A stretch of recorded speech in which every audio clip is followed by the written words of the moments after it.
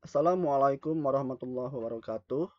Perkenalkan kami dari kelompok Survea yang beranggotakan Muhammad Fadilah Arsa, NPM 05, Haris Putratama, NPM 59, dan Imron Madani, NPM 61, dari TI Unpad Angkatan 2017.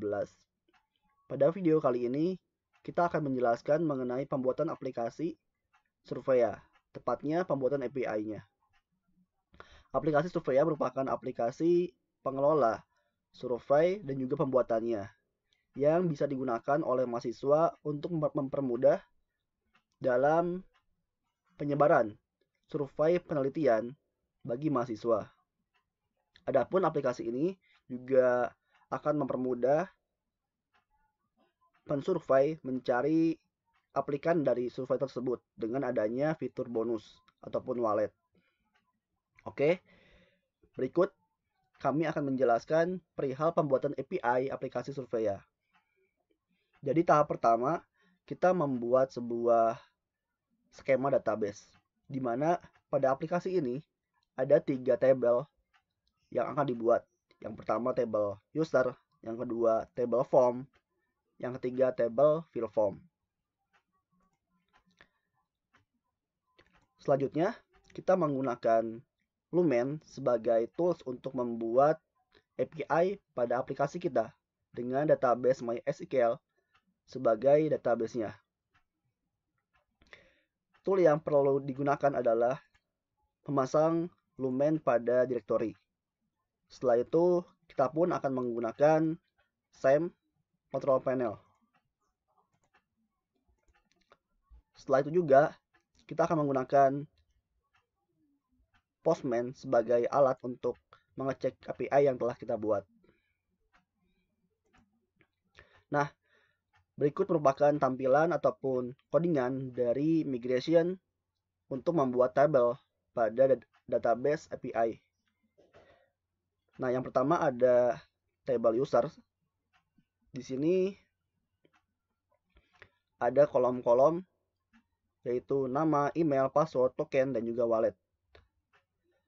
Untuk form sendiri isinya ada user ID, title, description, kategori, link, target max age, target min age, target persona, points, status, response link, marketplace, price, dan juga fitur foreign key. Dan yang ketiga ada table fill form yang berisikan user ID, form ID, field ataupun status, dan juga foreign key-nya. Setelah itu, kami akan menjalankan migration ini agar dimigrate hingga masuk ke dalam database seperti ini. Selanjutnya, telah dilakukan pembuatan API untuk melakukan login dan juga registrasi. Telah dibuat controller pada bagian user controller. Di sini ada sebuah fungsi register di mana request akan memvalidasi terlebih dahulu mengenai email, password, dan juga nama. Setelah itu, sistem akan menghash password dan juga memasukkannya email, nama, dan juga password ke dalam database. Setelah itu akan mengirimkan JSON sukses. Jika kalau kita coba dalam Postman dengan menggunakan data body seperti ini, ada nama, email, dan juga password, maka ketika kita send akan mengirimkan message sukses. Setelah itu, ada juga fitur login dengan membuat sebuah fungsi login. Akan memvalidasi email dan juga password saja untuk login. Kemudian, jika memang ketika dicek dalam database ada email yang bersangkutan, kemudian passwordnya valid, maka akan mengirimkan fungsi update token. Jadi, sistem akan mengenerate ataupun membuat token baru agar bisa digunakan oleh sistem untuk memvalidasi apakah user telah login ataupun belum. Kemudian, mengirimkan respon dari proses loginnya. Kalau dicek pada Postman dengan menggunakan route seperti ini, maka akan mengirimkan status seperti ini dengan menggunakan email dan password yang telah dibuat pada bagian register. Adapun untuk route-nya sendiri telah dibuat routing dengan melakukan post pada URL register maupun login yang terkait dengan fungsi register dan juga login. Selanjutnya ada API form yang telah dibuat pada bagian form controller.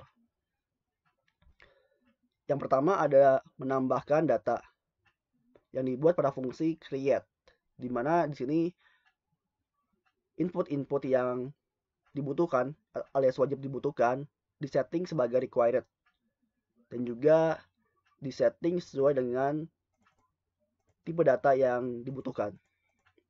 Setelah itu, setiap data yang masuk akan diinputkan ke dalam database.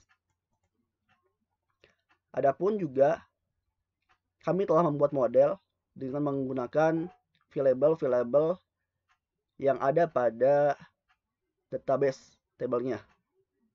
Kalau kita coba pada Postman dengan mengirimkan fungsi ataupun JSON seperti ini ditambah dengan token berupa kumpulan bilangan yang telah dikirimkan oleh sistem login,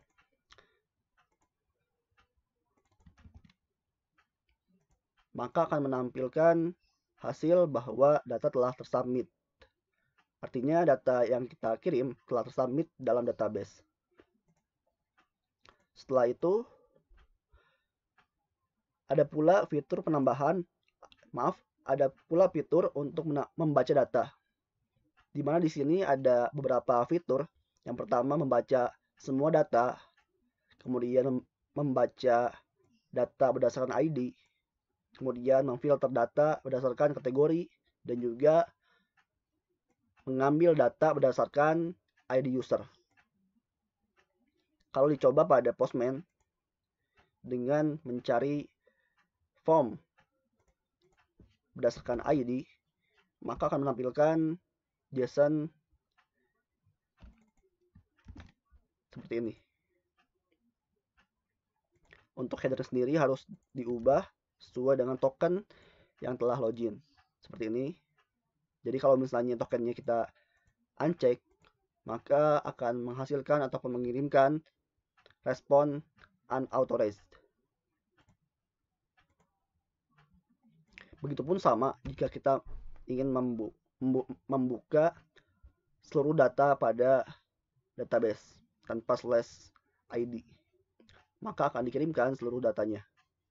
Seperti itu. Kemudian selanjutnya ada pula perihal fitur untuk update. Di sini akan digunakan dalam proses jika pengguna ingin menjual datanya ataupun ingin mengubah datanya, maka pengguna bisa mengupdate form yang telah dibuat. Jika dicoba pada Postman,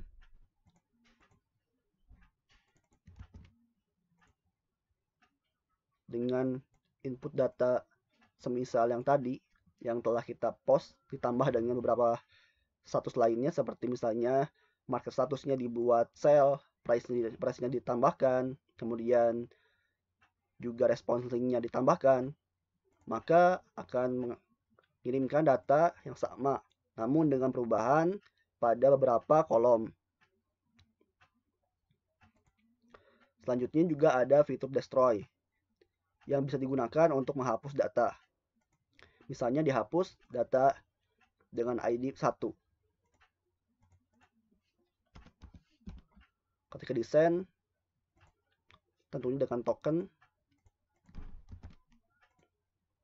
maka akan mengirimkan pesan bahwa data telah dihapus. Kalau dicek lagi pada metode dari get ya, maka akan hilang data yang telah dibuat.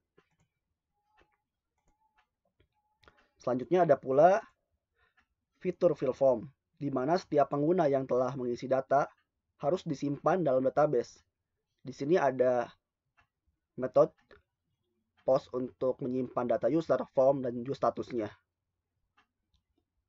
Jika dicoba pada API, terlebih dahulu kita membuat sebuah form baru.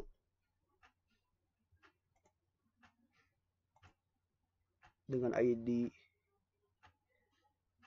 yaitu 2 ya.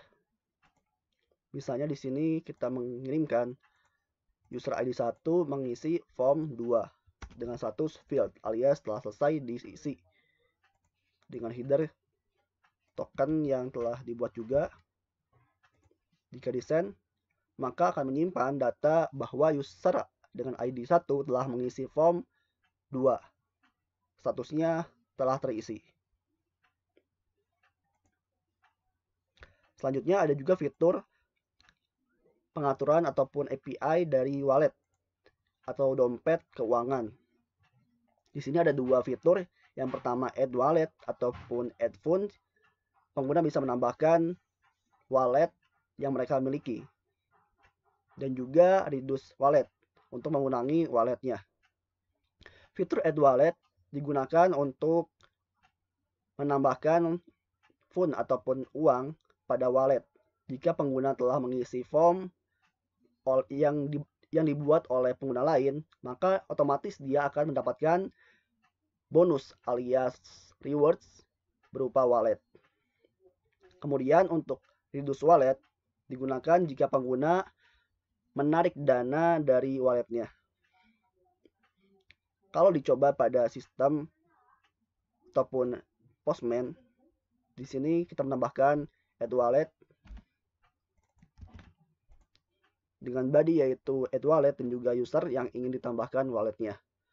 Jika di-send, maka menampilkan penjelasan bahwa funds telah berhasil ditambahkan.